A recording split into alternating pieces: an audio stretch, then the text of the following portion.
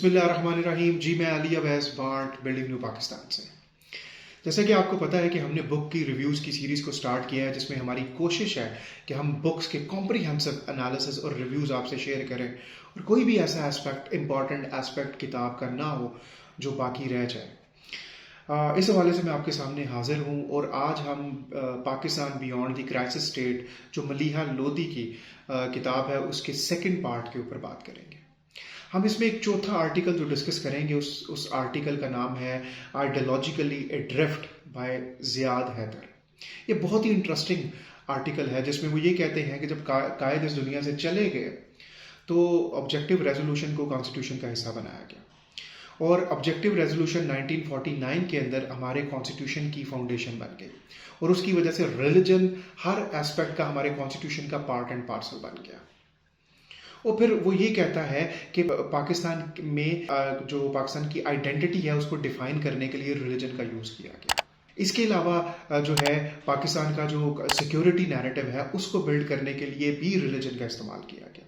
जो conventional Wars थी, जो प्रॉक्सीज थी, उन सारों के अंदर रिलीजन को इस्तेमाल किया गया। नेशनल आइडेंटिटी को डिफाइन करने के लिए भी और आपकी जो सिक्योरिटी नैरेटिव था वो दोनों को रिलीजन की बेस के ऊपर खड़ा किया गया। दूसरा, जो पॉलिटिशियंस थे उन्होंने भी अपने फ़ायदे के लिए रिलीजन को जितना इस्तेमाल कर सकते थे उतना इस्तेमाल किया, चाहे वो इस्लामिक सोशलिज्म हो, चाहे वो ज़िया की इस्लामाइजेशन हो, चाहे वो मुशर्रफ की इनलाइटन मॉडरेशन हो, जो भी आप इसको आप कह लें। और उन्होंने इसको जो है मज़हब को अपने पॉलिटिकल गेन्स के लिए यूज़ किया।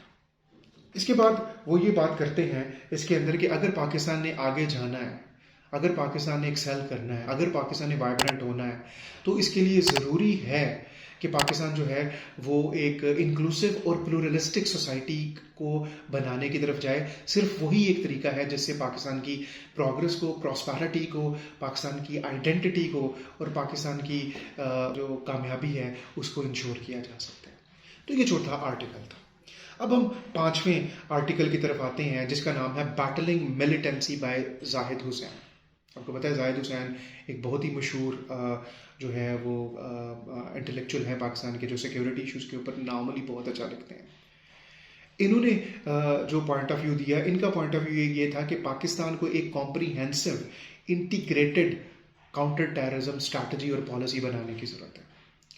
उस टाइम के ऊपर उनका, जब आपको पता है कि जब नेशनल जो है वो एक्शन प्लान को भी बनाया गया तो उसके अंदर भी उसके लिखने की, उसको डेवलप करने के पीछे भी, उसकी फॉर्मेशन के पीछे भी यही एक पर्सपेक्टिव था कि पाकिस्तान के इदारों के अंदर, पाकिस्तान की एजेंसीज के अंदर, पाकिस्तान की लॉ इन्फोर्समेंट एजेंसीज के अंदर भी एक इंटीग्रेशन और एक कोहेजन नहीं है, मतलब एक पेज के ऊपर नहीं होते।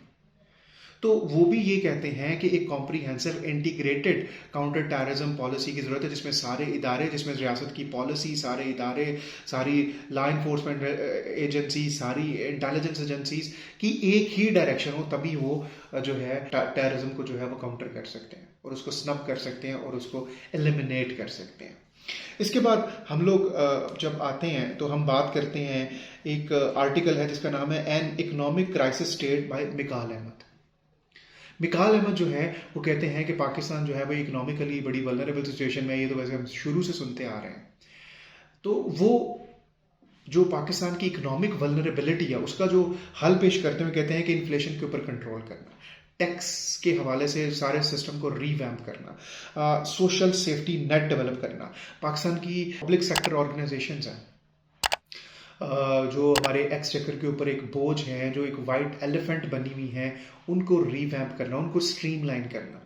वो कहते हैं कि ये कुछ स्टेप्स लेके एजुकेशन, गवर्नेंस, इन चीज़ों के ऊपर काम करके हम पाकिस्तान को इकोनॉमिक क्राइसिस से निकाल सकते हैं, पाकिस्तान को इकोनॉमिक स्टेगनेंसी से निकाल सकते हैं।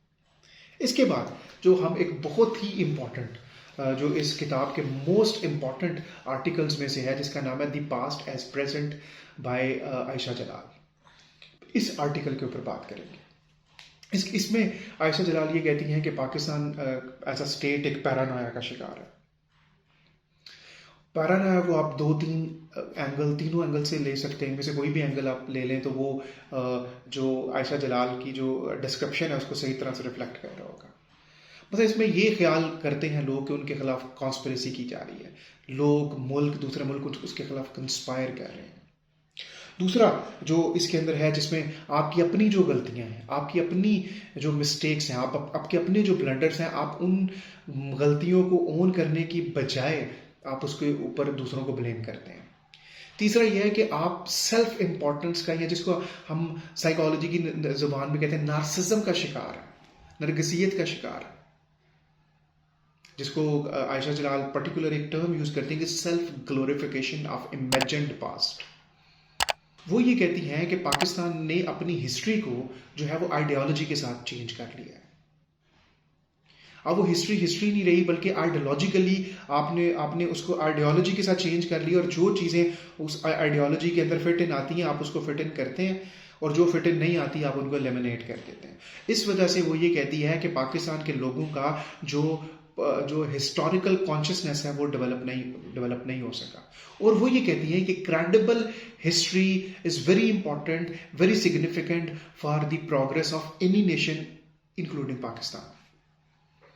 और वो उसमें जिक्र करती हैं उन चीज़ों का कि किस तरह से पाकिस्तान ने अपनी हिस्ट्री को फैब्रिकेट किया है। और आपको पता है हसन निसार की एक मशहूर वो एक मंत्र है, या एक उनकी स्टेटमेंट है, बात है जो वो करते हैं कि जब कोई कौम हिस्ट्री को चेंज करती है, हिस्ट्री को ख़राब करती है, हिस्ट्री को डिटीरियोरेट करती है, तो उससे हिस्ट्री का कुछ नहीं जाता। वो मुल्क, वो कौम अपने आप को डिटीरियोरेट करता है, अपने आप को तबाह करता है। तो वो इसी चीज़ के ऊपर वो जो है वो सारी बात करती हैं। उसके बाद वो ये कहती हैं कि पाकिस्तान एक इंडियन फैक्टर की वजह से, और जो इंटरनल पाकिस्तान के सिक्योरिटी के रिस्क हैं उनकी वजह से पाकिस्तान एक गैरिजन स्टेट या एक सिक्योरिटी स्टेट बन गया है। इसके बाद जब आगे आते हैं तो फिर वो कहती हैं कि पाकिस्तान में एक्सट्रीमिज्म के ऊपर, और पाकिस्तान में जो रिलीजियस पोलराइजेशन है इसके ऊपर वो बात करती हैं, जो फैनेटिसिज्म है उसके ऊपर बात करती हैं। वो कहते हैं कि ये इशू तब स्टार्ट हुआ जब पाकिस्तान ने जो कायदे-ए-आज़म की यूनिटी, फेथ एंड डिसिप्लिन था उसको चेंज किया फेथ, पाइटी एंड जिहाद के साथ। तो बाय एंड लार्ज इसके अंदर हमें जो आयशा जलाल हैं, वो जो हमारी हिस्ट्री की फैब्रिकेशन है, जो हम सच हिस्ट्री नहीं बताते, उसके ऊपर वो अपना एक नोहा बयान करती नजर आती है।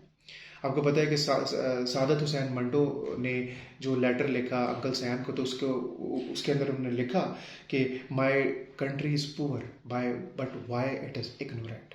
तो हमें अपनी जो क्रेडिबल और ठीक हिस्ट्री है वही अपनी अगली जनरेशन को पढ़ानी चाहिए, ताकि हम अपनी गलतियों से सीख सकें और आगे जा सकें।